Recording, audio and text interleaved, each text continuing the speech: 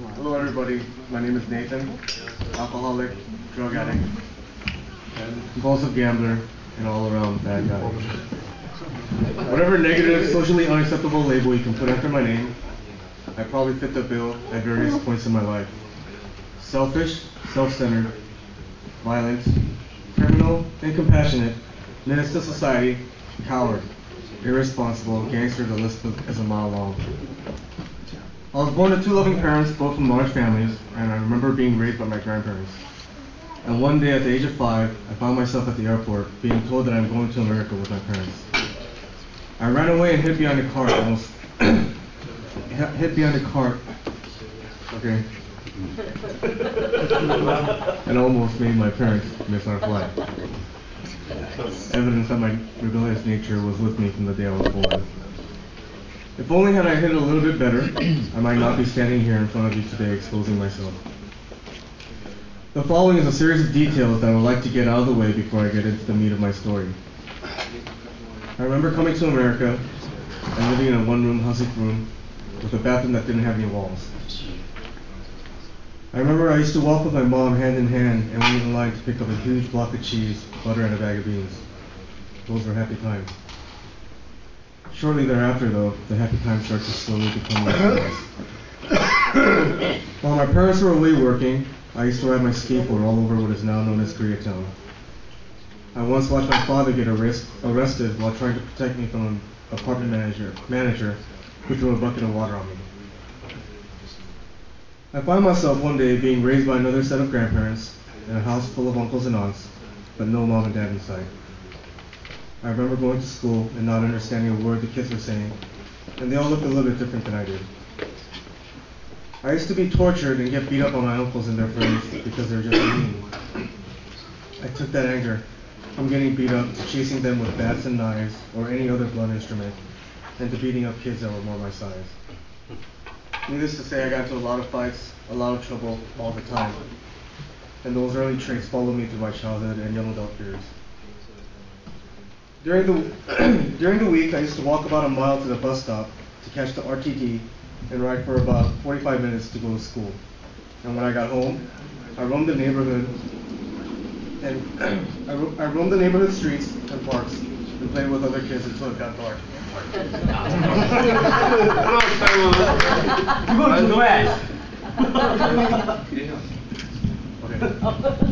Sorry. We're slowing you down. We're on time break, Excuse me, folks. I used to shoplift candy and anything else I could get my grubby little hands on. On the weekends, I got up at 4 a.m. to follow my grandparents to a swap meet, where I would help them set up our space and sell bread boxes and Silkstream Connect t-shirts. I was once tied up and masked and fell victim to a home invasion robbery one day when I played sick and stayed home to watch TV. I once nearly burned down my grandparents' home while playing with matches, and they threatened my mother and father that they were going to send me to an orphanage if they did not come and get me. I remember taking my first drink of alcohol, and it tasted really, really bad. But after a few seconds, it felt warm and fuzzy inside, and I remember I tried to drink it again. I remember trying to smoke cigarette butts from an ashtray. And I coughed just like I'm doing now. And I coughed and my eyes watered, but I remember trying to do it again. I remember trying to smoke a joint that my uncles had left behind. And it was the same effect as the cigarettes, but I felt a little bit different, a little bit weird, and I liked it. My memory tells me that I was between the ages of 5 and 9 when these events occurred. When I was around 10 years old, my father had picked me up to go live with him. It was a sad moment because I had to say goodbye to everyone, and I'm not one that is good with goodbyes. Apparently, my father had remarried, and he introduced me to my new mother. And it was the beginning of an ugly relationship. My father and new mother made it clear that I was forbidden to have any contact with my birth mother. They even went as far as to hide some Christmas presents which she had sent me, but me being the clever little criminal, I found them in no time, and I used to play with them in the mornings when my parents were away, and repackage them and put them away so that no one would be the wiser.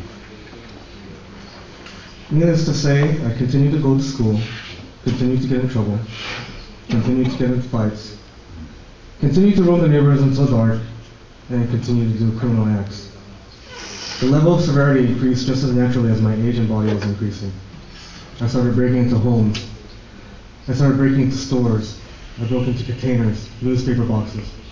Whatever had money in it, I figured out a way to break into it and take it. In high school, I was living with another family member. My friends and I became more involved in more severe, intricately planned criminal acts. I became involved in gangster environment. Not the type of gangster I enjoy people these days would picture. I became more violent. I became what we considered as a menace to society, and I was loving every minute of it. Throughout this time, I was drinking, using drugs, and gambling at every opportunity. I loved the lifestyle, the money, the drinking, the drugs, and the gambling and partying was all too enjoyable. Little did I know then that because of that fact, I chased the feeling until it no longer felt the same. Later in my life, it started to feel like a nightmare. I was getting into all sorts of things that you would think a normal kid my age wouldn't even know how to get into. I somehow was able to maintain a C average in school, and I scored high on my SAT exams, and out of a dozen colleges I applied to, I got back one acceptance letter. I want to share one experience that I vividly remember, which in one perspective may not be that big of a deal, but looking back on my life, it was a significant event that epitomizes my character and the molding of and my upbringing. I was partying all night, drinking and using drugs, with my SAT exam appointment the next morning at a facility 2 hours away. I remember getting up that morning, eyes bloodshot, still hungover, still dazed and confused, and I was running late. I got into my car and sped off to make it on time. I was traveling nearly 100 miles an hour, weaving in and out of traffic. And after about an hour or so later, I saw flashing red and blue lights behind me. I thought, crap, I'm gonna miss my test. It never occurred to me that I could get arrested. It never occurred to me that I was a danger on the road. It never occurred to me that I was breaking the law. It never occurred to me that I was late because I was partying all night. All I could think about was that I was going to miss my test, and these a-hole cops was the reason why I was going to miss it. After getting my license and information, the officer asked me what my hurry was, and if I knew that I was going 100 miles. I explained to him that I was on my way to take my college entrance exams, and I was running late, and that my entire future depends on me making this appointment, and that I didn't realize I was going so fast. The officer paused for a minute, went back to his car, came back and handed me my license and said, "Slow down, son, and good luck with your exam." I said, "Thank you, officer," and sped off. I broke the law and I got a free pass. I didn't have to be held accountable for my actions. I pleaded ignorance when in fact I knew exactly what I was doing. I manipulated someone's compassion to benefit me. I was ungrateful. These are just a few of the work principles which I live by in my life. My college years went by in a flash. I worked full-time to pay for school and expenses. I loaded 18 units per semester. I partied like a rock star, gambled every chance I had, and my ego somehow was able to inflate larger than it already was. I felt that I knew everything. I felt that I could do everything. I felt that I was better than any of you. I felt that I was in control of my life and everyone around me. I did everything I wanted to do, when I wanted to do it, and nothing was going to get in my way. It came as a surprise, but I dropped out of school just after a few years of living that way. I had roommates, I was working, and I was still partying and gambling. I was still the same guy I was in high school, just my environment and circumstances had changed. I thought I was a responsible adult since I no longer associated with my unsavory friends and acquaintances, and that I had a job. Most of my friends, by the way, went to prisons, the military, out of state, and some unfortunately passed away due to overdoses or accidents. I found myself in prison for a year, but at least I was still alive was my rationalization.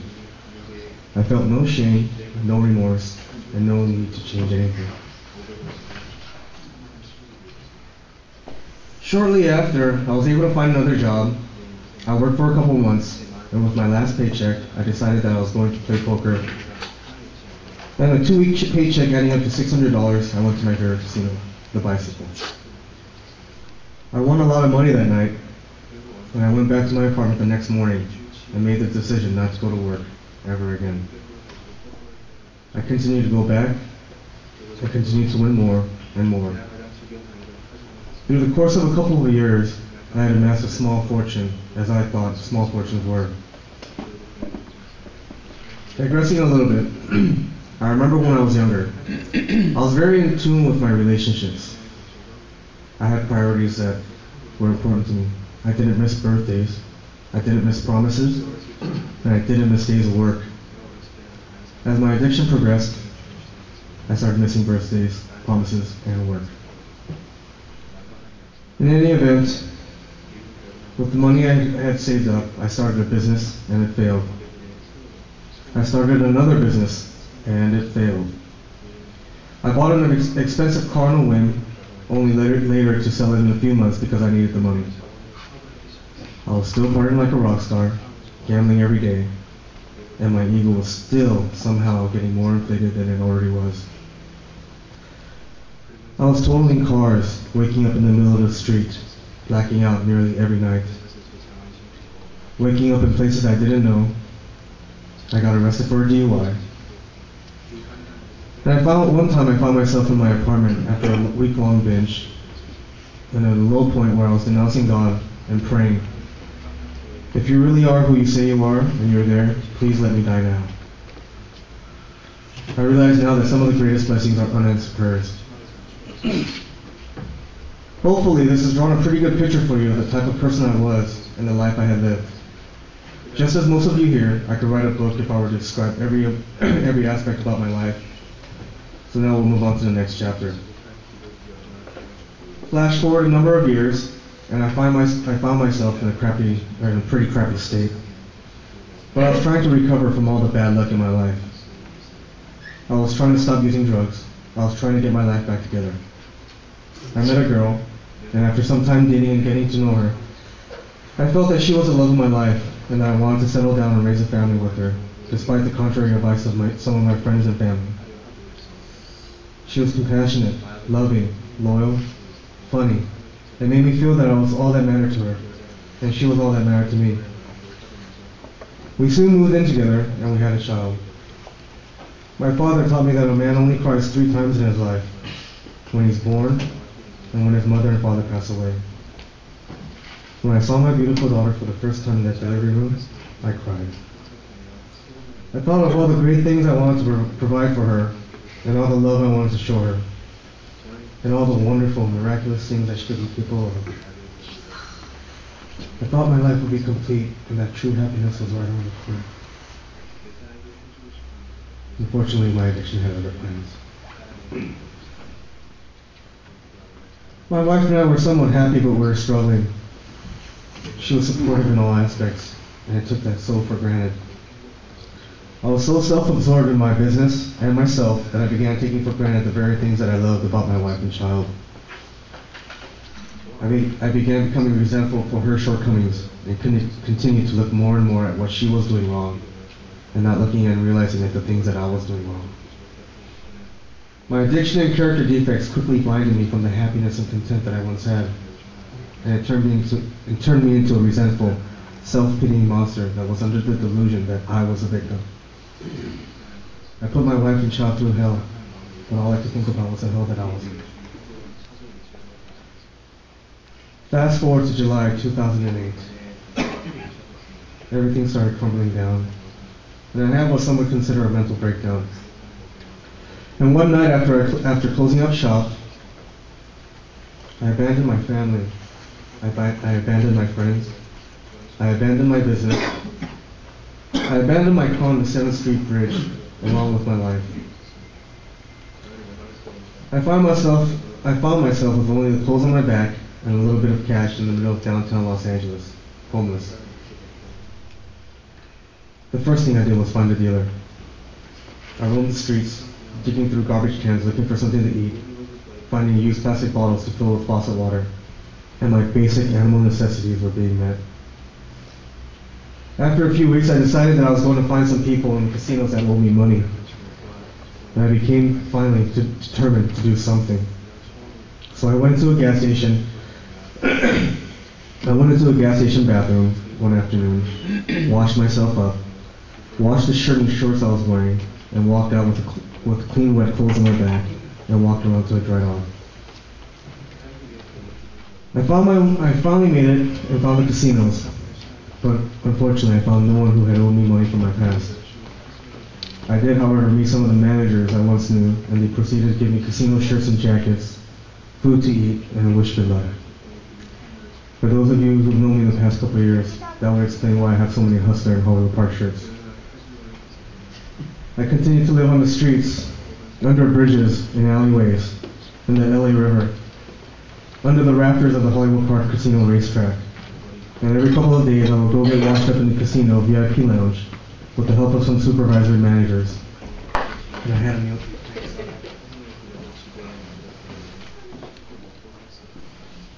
Where was I? Okay. Okay. Yeah, can't forget that. Sorry. I had a meal to eat. Sure beat eating rotten, semi-rotted trash can takeout. I lived this way for a few months, and then I decided to move to another casino, like I was moving homes. And there I met a friend who was now the director, and he allowed me to stay in the hotel casino, and provided me with food and a few bucks here and there to try to pick myself back up. I used to sit in that hotel room, looking at a picture of my wife and daughter, trying to find some sense of emotion, some type of wake-up call, some glimmer of hope. I couldn't even manage to drop a tear. I went through this homeless period without any hope, without any feeling, without any happiness, without any ambition, and no clue as to what my future had in store for me. I was an animal. My only concern was where and when I was going to get my next meal, and where and when I was going to get my next hit, and where and when I was going to die.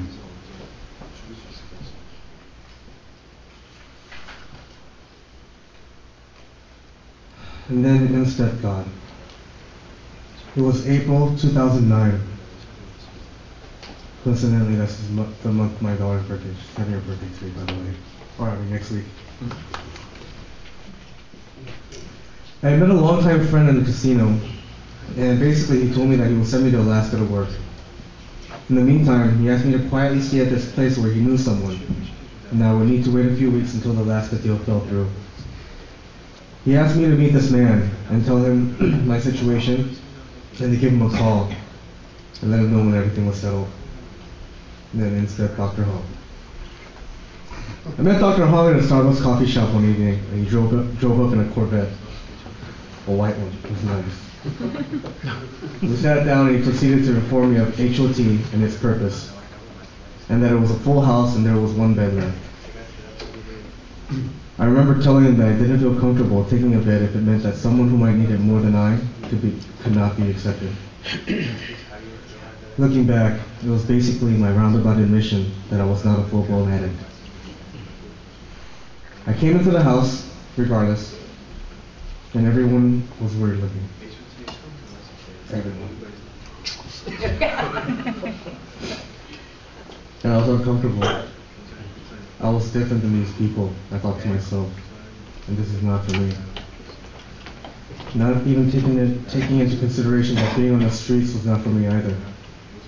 One of my many character defects, not being able to find gratitude, always feeling that I could be better and that I deserve better, and not being able to realistically look at my situation. I was introduced to the 12-step meetings and the steps. I was introduced to God. I was introduced to addiction and the process of recovery. I got a job and money. I got a little vehicle. I got some new clothes. I got some motivation and ambition. I gained a lot of insight and valuable knowledge. I left HOT shortly thereafter. And shortly thereafter, I became homeless again. I came back to HOT a second time. I was reintroduced to the 12-step meetings and the steps. I was reintroduced to God. I was reintroduced to addiction and the process of recovery. I got a job and money. I got a bigger vehicle this time. I got some new clothes. I regained some motivation and ambition. I gained a lot more valuable insight and knowledge. This time, I felt that I can get it right. I left HOT a second time shortly thereafter. And once again, shortly thereafter, I found myself checking back into HOT. Again, I was introduced to the 12-step meetings and the steps. Again, I was reintroduced to God. And again, I was reintroduced to addiction and the process of recovery. And again, I regained motivation and ambition. And again, I gained even more valuable insight and knowledge. I basically had 3 years of my life pass by, and I ended up exactly where I started. All the experiences and knowledge, money, jobs, whatever, didn't amount to a damn thing. I was no better than who I was 3 years before, if not worse. There was one major difference, however, this time around from the previous 2 trips. This time I honestly asked myself, where did I go wrong? Wasn't the sober time and things I learned enough to make me a better person? And the final question, what is more powerful, knowledge or action? And for the first time I opened my eyes and realized that all my knowledge didn't amount to a damn thing because I never rigorously applied it, any of it, to any substantial action. Action for me is change. I had to change the way I thought, change the way I felt, change the way I react, change the way I make decisions, change every part of me that paved the road for me to end up the way I had. And I began to take that knowledge that I gained, and I took action. And in order for me to thoroughly take the correct action was to become brutally honest with myself. And I basically had to look at myself from the outside in, just the way I would look at someone else and pick out their flaws. That in of itself was a sobering experience. I finally was able to gain a clear perspective of who I was becoming, and who I wanted to be. I want to let all of you know that in the early stages of my recovery, I was still totally dishonest, still angry, still ridiculously competitive, still resentful, still selfish and self-seeking, still arrogant, stubborn, unsatisfied, lazy, lonely, shameful, anxious. I had low self-esteem. I still felt that I needed to hide things from you. Still felt that I needed to present myself to you, that I was better than who I really was. Still felt that I was different from other addicts out there. And I still felt that I was in charge of my life and I had the right answers. The reason for all this is, as they say in the AA Big Book, I had a diseased mind and a spiritual malady. Although I was introduced to God, I did not wholeheartedly follow Him, and my perception of Him was totally in left field. And here's an example of that. There's a guy that I've heard about through other people. Some good things, some bad things. But I never met him in person. One day I happened to run into this guy on the street and say hello. I take a quick glance at his clothes, his demeanor, and decide to myself that he's not all that he's cracked up to be. And we part ways. And I just run into him every so often. I don't have his phone number. I have no interest in hanging out with him. Don't know anything about who he really is. One day I find myself in the middle of nowhere with flat tires and no tools to fix it. Not a person in sight, and my phone is dead. Well, all of a sudden, here comes this very same guy. He shows up and lends me the tools to fix my tires. Gives me a phone number and tells me, be careful, friend, and if you ever need some help, or need someone to talk to about anything, give me a call. I gave him a call and began to have a relationship with him. I started to see firsthand what an awesome guy he really was. He guides me and shows me a proper way to feel and live my life. He comforts me when I'm in pain. He gives me answers when I'm lost and confused. He calms me down when I get angry. We laugh together. We cry together. He is my confidant. He is my teacher. He is my friend. This is my God, and I will be eternally grateful for our relationship, because without it, my life would not be the miracle that it is today. I want to talk about the 12 steps of recovery and how it worked in my life. Step 1, we admitted we were powerless over alcohol, that our lives had become unmanageable. When I drank, used drugs, gambled, I could not stop even when I wanted to. I ended up abandoning my family, friends, my life, and I was homeless, with nothing to show for it. I think I qualified for step 1. Step 2, came to believe that a power greater than ourselves can restore us to sanity. Living the way I did was not sane, but that's all I knew how to do, and I needed someone or something to show me a better way, because it was obvious I couldn't do it myself after all these years. Step 3, made a decision to turn our will and our lives over to the care of God as we understood it. When I do something, I have an expectation of the results, and the results are not to my liking. I tend to take contrary action in hopes of getting the results that I wanted. I had to give up what I wanted. I had to give up trying to manufacture results. I had to do what God would like me to do, and even if I don't understand it, I had to accept that the results are up to Him and not me. Step 4, made a searching and fearless moral inventory of ourselves. This step was an eye-opener for me. This is where I learned to become honest with myself, call myself on my own crap, so to speak.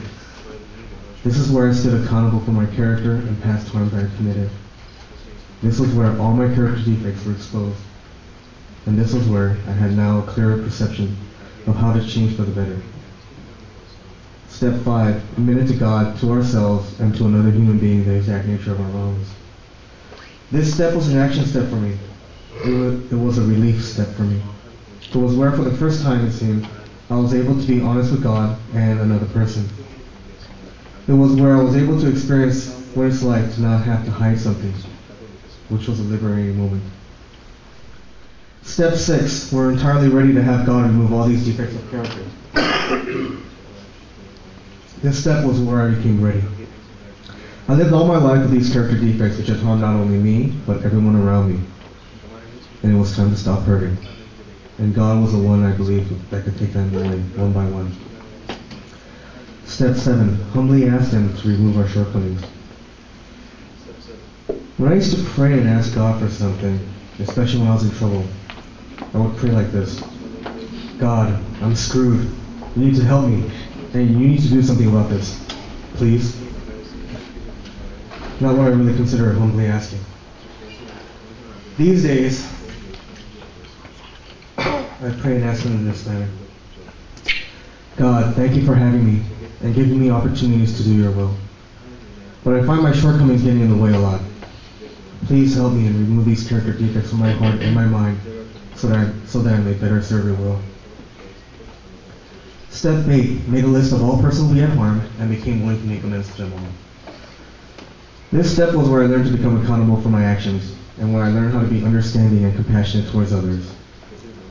Whether it was when I was living in active addiction or whether it be right now while I'm in recovery, I found that I needed to apply this principle in my life in order to get out of myself and stop looking for a free pass.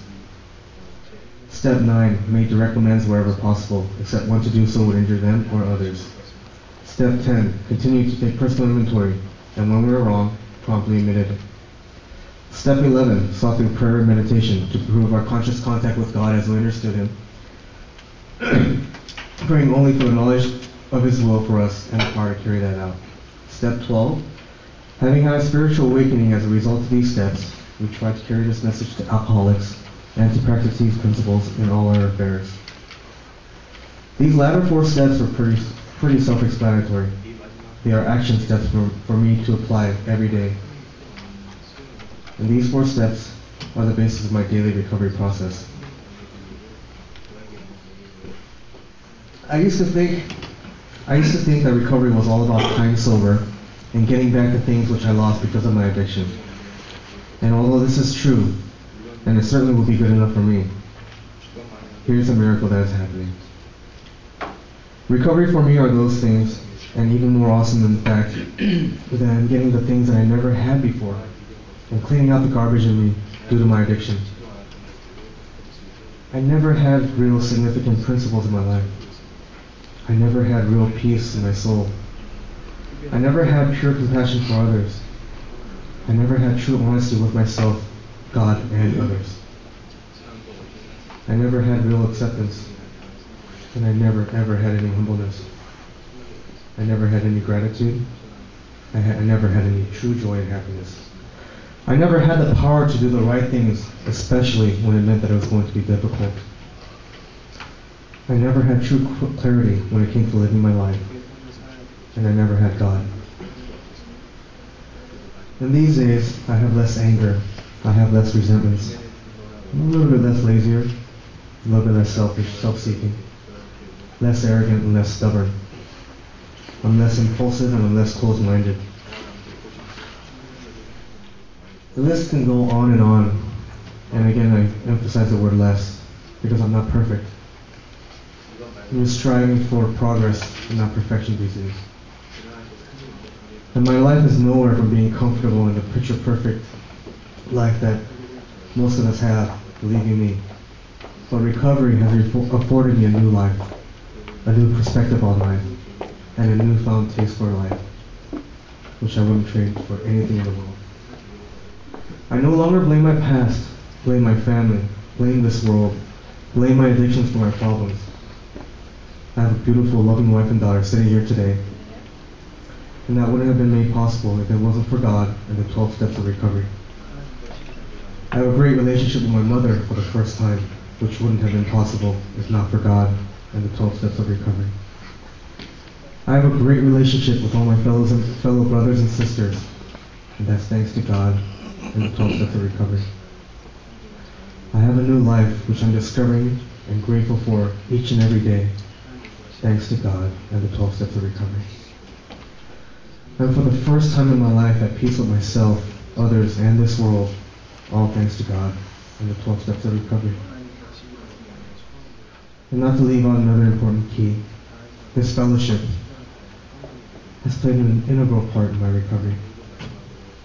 I wouldn't be here if you weren't here. I'm honored to travel this road of recovery together, hand in hand.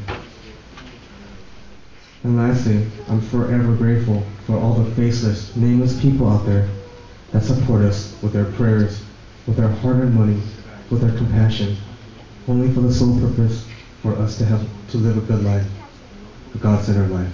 Thank you.